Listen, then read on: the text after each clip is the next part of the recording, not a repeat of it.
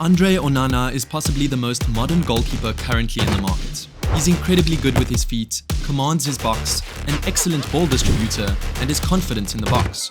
In fact, he's pretty much the complete package. Is he the perfect replacement for David De Gea? Can he fit into Ten Hag's playing style? There's only one way to find out. In the build-up to the Champions League final between City and Inter, Pep Guardiola was asked to name Inter Milan's most dangerous player. And no, it wasn't Lautaro Martinez, Mkhitaryan, or even the seasoned Romelu Lukaku. Instead, Guardiola went for the Cameroonian shot-stopper Andre Onana. And when you're praised by a man like Guardiola, you're definitely doing the right thing. Onana is very confident in his box and skilled with his feet. It's not only his impressive distribution that sets him apart. He can execute long and short passes, but his close control is also near perfect. Onana can receive the ball under pressure and play his way out in tight situations. And he continues to intimidate players that come within his range. And for obvious reasons, the way football is currently played, it's incredibly beneficial. The exact way Erik ten Hag will want to play it. It's helpful to have a goalkeeper with those skill sets. But much of this came into the debate after mistakes like this became the norm.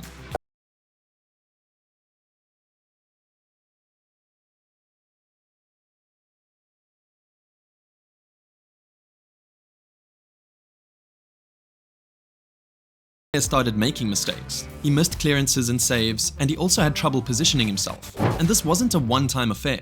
In fact, some of the errors came from his international appearances with Spain. Onside, Ronaldo wasn't initially. Ronaldo with the shot, oh, it's gone in! Even though he won the Golden Glove award last season, fans remember his mistakes more. Some United fans didn't mind if he didn't break any records along the way, while others considered him a legend of the club. Some fans didn't care about stopping Alisson Becker and City's Edison, the duo who had been winning the Golden Glove for the past 5 seasons. As they say, reaching the peak leads to a decline. This applies to the Spaniard who is no longer in his heyday. The fans remember when he helped United and preserved their chances in competitions, but they also remember the times when his mistakes made them lose, and that made their chances worse. Like when Manchester United came head-to-head with Sevilla in the Europa League. You see, United got knocked out of the tournament by the Spanish team. United had a 2-goal lead, but the Spanish team made a comeback, and the match ended in a 2-2 draw at Old Trafford. But in the second leg, they trailed Sevilla by 2 goals, and then De Gea happened again. En-Nesyri, and De Gea came for that, and it's an open goal for En-Nesyri, and he scored! Even a rookie goalie would know that all they had to do was to control the ball before passing it to a teammate. But no, he miscontrolled the ball, and it fell to Youssef En-Nesyri, who wasted no time tucking it into the net, and the rest was history.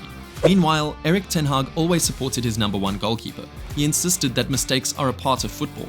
Mistakes are a part of football, but in our team, we learn from them and come back stronger, because we play as a team. Ten Hag continued. He has the most clean sheets over the season, and we all played our part as a team. Mistakes happen in football, but it's important for everyone to take responsibility. Soon, Ten Hag, who often said mistakes are a part of football, grew impatient. And De Gea, who has faced harsh criticism for his poor footwork skills, knew his time was up. So he announced that he wouldn't return to Old Trafford after 12 seasons, creating a vacancy. Once again, Erik ten Hag turned to a player he had worked with. Onana had played with the Dutch manager at Ajax. They won 3 league titles together and made it to the semi-finals of the Champions League in 2019. But why is Ten Hag so keen on reuniting with his former goalkeeper? See, the 27-year-old shot-stopper is very well known to United's manager. They had a 4.5 years player-coach relationship back at Ajax. But it's not out of place to say it wasn't always smooth between them. Yet, it's pretty obvious that Ten Hag likes Onana more than any other goalie to replace De Gea.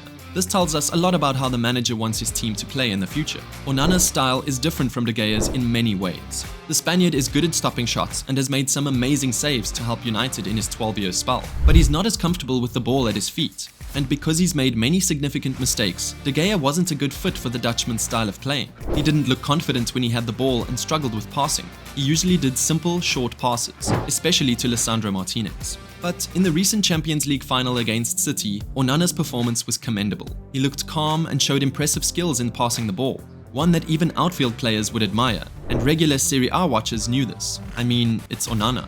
According to FB Ref, Onana did great in passing the ball. He completed all 224 short passes and 98% of medium-range passes in league matches last season.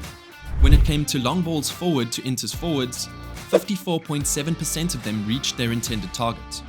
Onana has 81.3% passing accuracy out of his 1,030 attempted passes. Because of performances like this, he's become Inter's #1 goalkeeper. He played in every single one of the team's Champions League matches. But De Gea didn't do as well in passing the ball. He completed 71.1% of his passes in the Premier League last season and 43% of his long passes. So in respect of distribution, Onana has a clear advantage. Ten Hag values control in games, which comes from ball possession. Last season, United had a hard time staying in control. It was difficult for them when they played tough teams away from home. But everyone expects Onana's arrival to improve their playing style. In fact, he likes to launch attacks to a position further up the pitch. Unlike De Gea, who likes to stay close to his goal, Onana takes more risks as a goalkeeper.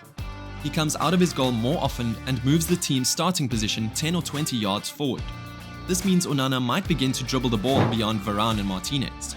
He would then pass it to players like Wan-Bissaka or Luke Shaw, who will have to move forward. If the players are well marked, Onana has the option to attempt longer passes. He can target these passes towards players like Rashford or any other striker. The goal is to launch quick attacks. His accurate passes to Inter's forwards, such as Lukaku and Dzeko, have been a very good strategy. This allowed the team to bypass high pressing and disrupt opponents' positions. In the 22-23 season, Onana played 24 league games for Inter. He created 8 shot-creating actions, which are the 2 actions leading up to a shot. But De Gea only managed to create 5 shots in 38 matches. Onana is an upgrade over De Gea for a few reasons. 1, he's good at controlling the ball. 2, he stays calm even when there's pressure. And 3, he has excellent skills in passing the ball. This will help United become as good as teams like Manchester City, Liverpool and Arsenal. In recent seasons, those teams have excelled at playing their way out of danger. But given United's caution in selecting players, there are some concerns about Onana. During the last year's World Cup, Onana took some risks that made him fall out with his coach, Rigobert Song. Song was concerned about his risky play and advised him to pass the ball wide instead of through the middle. But Onana had other plans. In the end, the 27-year-old was sent home. He retired from international football the following month after playing 34 matches for his country. But that's not all. See, back in 2017, Onana tested positive for a banned substance. He accidentally took his wife's medicine while looking for an aspirin.